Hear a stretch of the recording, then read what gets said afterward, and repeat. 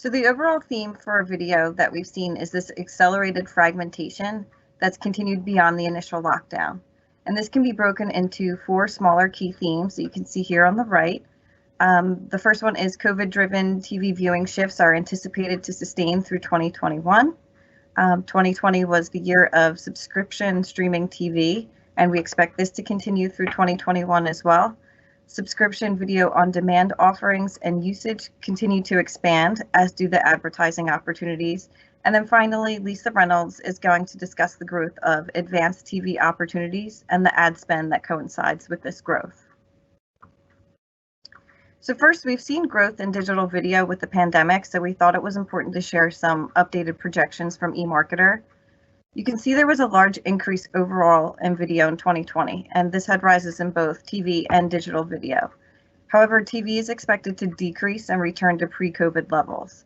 And as you can see, linear TV continues to make up a larger portion of time spent, but we'll continue to see more viewing shift to digital. In fact, digital video is expected to increase 20% from 2019 to 2021.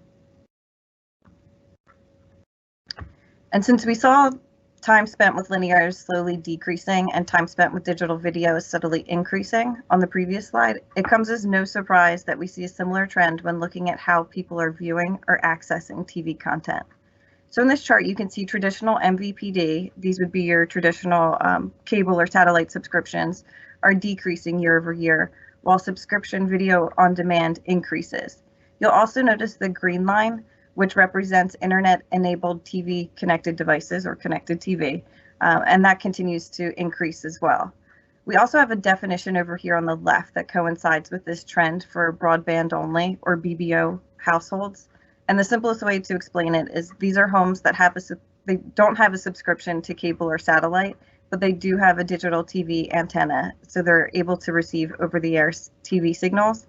And right now, this accounts for approximately 18% of households in the U.S. And we've seen an increase in these broadband-only households, as we've seen connected TV device and subscription video on demand increase. So diving into SVOD or subscription VOD a little deeper, it's interesting to see that nearly half of people surveyed by J.D. Power pay for 4 or more video services. In April, that figure was just 39%.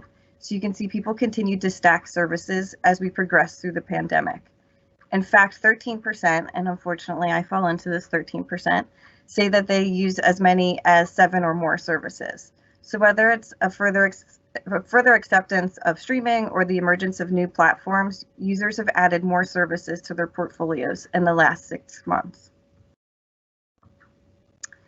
So speaking about more services, the pool of available providers continues to increase. What used to be the big 4 is now the big 5, and that could change the next time we go to present this information. Comparing 2019 to 2020, you can see this light blue area comes into the picture representing Disney+, which was already accounting for 6% of weekly streaming minutes in December. You'll also notice that overall streaming time has increased 12% year over year, and this doesn't show any signs of slowing, with new services and content being added every day. On a previous slide, we were talking about the increase in internet-enabled TV connected devices, which is a mouthful, so we'll just say connected TV. So it's worth talking about a little bit further. This chart is showing the shifts in TV viewing for the past 3 years. Roughly 40% of TV viewing is nonlinear since COVID. And as audience viewership becomes more fragmented, an all-screen, which would be a live plus, cross-platform video approach is needed to recapture those audiences and maintain historic live TV reach. And the biggest thing we want to focus on in this chart is the growth of connected TV. So from 2018 to 2020, time spent with connected TV devices has increased over 100%. TV connected device options are really driving video fragmentation. So when you think about the devices, they're just becoming more accessible and convenient. When we think about smart TVs and game consoles, Roku, Apple, Amazon Fire Stick, and even when you think about your cable box, a lot of times you can access Hulu or different Netflix, whatever it is, right through your cable box. So within the previous chart, we saw that 25% of TV viewing is through a connected device, But something that's important to point out is that roughly 50% of connected TV time is within ad-supported content. So on the right, we have a few examples of the bigger players that exist, and obviously this is just a small sample. So with half of connected TV time being ad-supported, there's plenty of opportunities to get into this space that continues to grow. So now I'm going to pass things over to Lisa Reynolds to discuss advanced TV. Thanks, Gwen. So as Gwen took us through the acceleration of video, I feel that advanced TV can also be lumped into this acceleration mode. So advanced TV is an umbrella term for data-driven buying strategies, and this is really hot in the industry right now, and we're seeing a lot of new opportunities in this space. So the goal with advanced TV, or some like to say ATV, is to deliver a more focused impression, and we have two buckets under ATV, which is data optimized and addressable TV. So starting with data optimized, Harmelin defines this as marrying consumer behavior information with TV viewing data to create a custom audience target for a more personalized message. And I know that that is a lot. I like to simplify that definition a little bit more and consider it making your TV buy just a little bit smarter. So while you're still purchasing your TV buy off of the entire footprint of your DMA, or maybe your entire national footprint, your buy is bought off of a more strategic target beyond just age and gender. So for example, I can take the travel and tourism category as an example. So rather than purchasing your TV schedule off of maybe women 25 to 64, your buy could be guaranteed off of a more strategic target, such as women who have visited a competing destination within the last year. So it's just a little bit of a smarter television buy. Moving on to addressable TV, this also allows you to purchase based on that strategic target. However, your message is only going into the homes that are relevant for this message. So there's absolutely no waste. If a home does not fall within your target, they're not receiving your spot. And your spot can be seen through television, through video on demand, or through OTT, which is video content delivered through the internet. So we are seeing addressable inventory really growing. And with this growth, I think ad spend is definitely going to follow. And that's basically what this chart from eMarketer is showing us. It's looking at the addressable ad spending growth projections through 2022 and the percentage of addressable spending in relation to the TV ad spend. So in 2022, eMarketer is projecting that spending is going to be at $3.6 billion, or about 5.3% of the overall TV ad spend. So I think, needless to say, this is definitely a growing trend in the ad world and a strategy that we are executing on more and more. So there are 63 million households, or about 52% of total US TV households, that are addressable enabled. So any HD or DVR set-top box can be addressable enabled. And this is really the key driver for addressable TV, making sure that households have these updated boxes to enable this technology to get this messaging to the household. And as Gwen took us through, we are seeing that cable and satellite subscriptions are declining, but we're seeing that addressable capabilities is become a really big priority with our TV stations, and they're allowing more inventory within the space, which is really opening up the opportunity and increasing the ad spend. So some of the major players in this space are Xandr, Dish, which includes Sling TV, as well as Comcast, Spectrum, and Cox. So what is powering the live linear addressable evolution?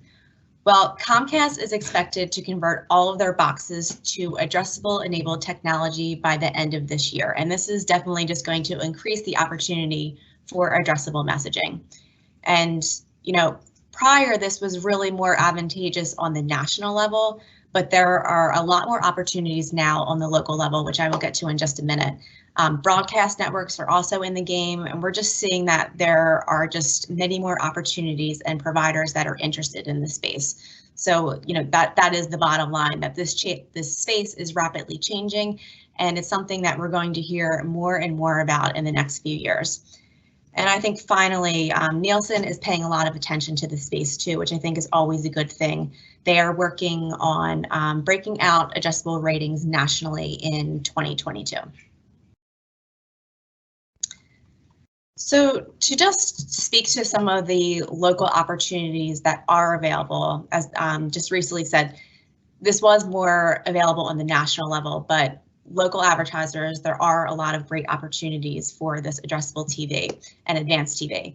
So to go over some of those, live linear addressable is available in local markets, in some local markets. Prior to this month, it was available only in the New York DMA with Altice.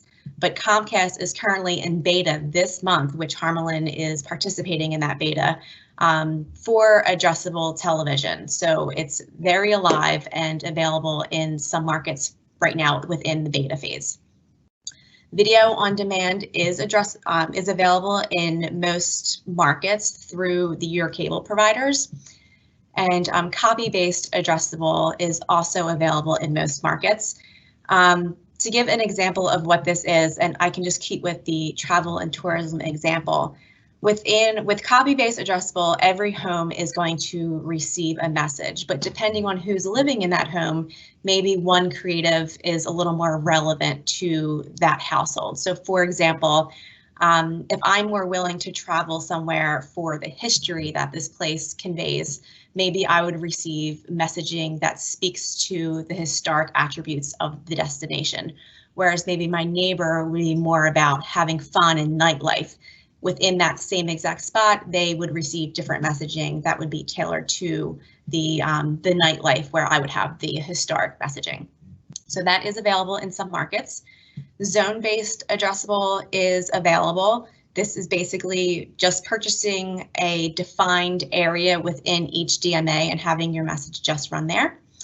And finally, in many local markets, data optimized is available, where you again are just buying off of a more strategic target beyond just age and gender. So to summarize some of the opportunities within video that we're seeing and insights is, as Gwen really took us through it, viewing patterns have definitely changed and shifted. And I think it's important to align or maybe realign our message based on these change in patterns that we're seeing. 25% of our time is spent streaming. So there's definitely great opportunity within the OTT setting and to really develop a strong OTT strategy. And then finally, with the expanding advanced TV opportunities, advanced TV adoption will rise and is a strategy that we are considering on a case-by-case basis.